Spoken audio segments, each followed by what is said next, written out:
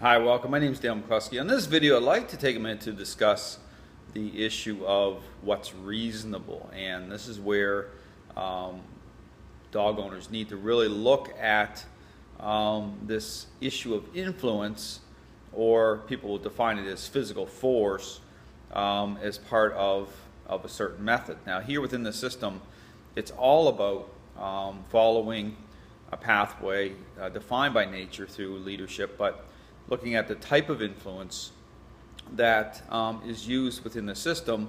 It follows the pathway of what's defining what's reasonable, a reasonable amount of influence. So therefore, even looking at the issue of correction, what you'll see is influence taking the form of more of a nudge. And so how this all sets up, again, I explain it on other videos regarding how a dog's decision-making process is influenced or governed at the relational level.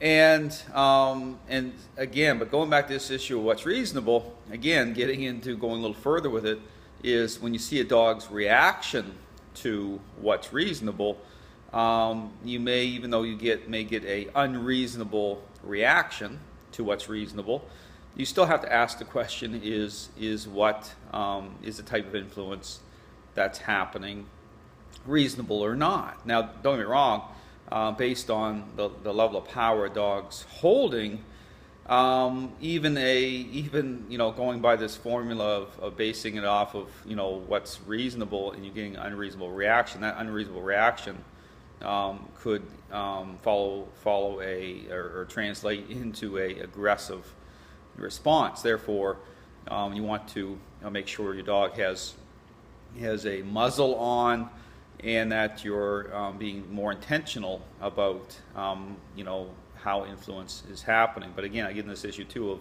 of talking about issue of control. And so when a dog has a certain level of control in the relationship, working directly off the owner is extremely helpful within setting up change. So because the reactions are not going to be as challenging based on somebody else, say a trainer stepping into that role. This is where people will get bitten very, very quickly.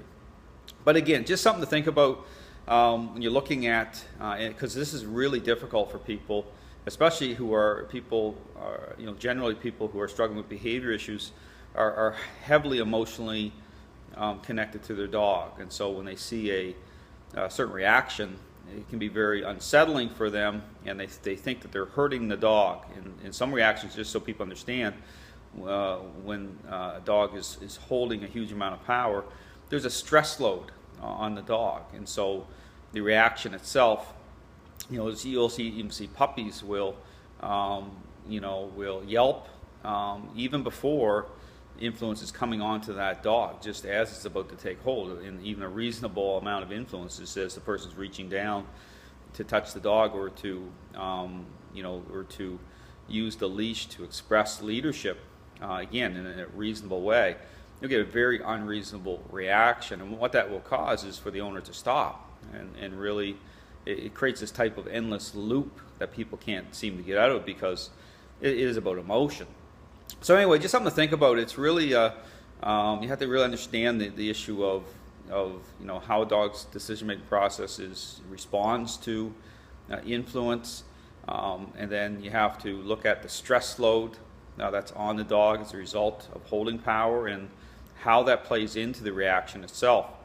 It can cause a very strong reaction to even a little bit of influence. So, but again, it's really important to reconcile both. You have to reconcile the type of influence along with the reaction itself. But oftentimes you'll get a total disconnect, and that's because of what's happening. Dog, how nature, the path nature follows, the reaction itself to that level of influence, even though it's reasonable. But again, really, really important to understand that leadership is key. Influence when people look at trying to reconcile these reactions, you have to really go deeper to understand what's happening below just the surface of things, and to be able to move forward in a way that's going to make a difference with your dog. So if you have any questions, contact me. I'll be more than happy to answer them.